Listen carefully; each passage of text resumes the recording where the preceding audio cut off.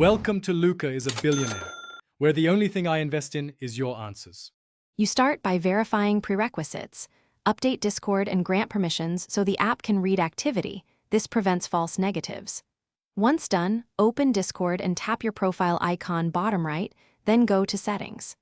Make sure Game Activity or Activities is visible. Older Android labels differ, so look for Presence or Activity settings. Tap into that section now, because enabling the right toggle is the first actionable step that lets Discord detect what you are playing in the background. Next, enable detection and connect apps. This is the complex part.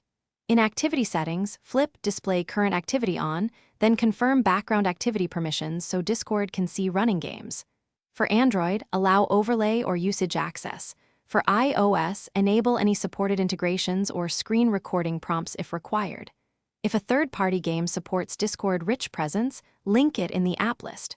Once linked, Discord will automatically read the running app and prepare it to show on your profile.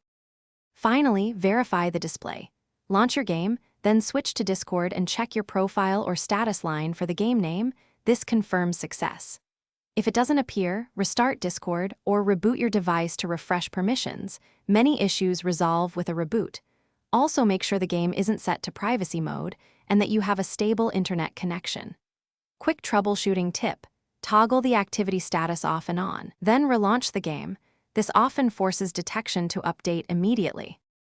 Thanks for watching and please subscribe. It's the best investment you'll ever make.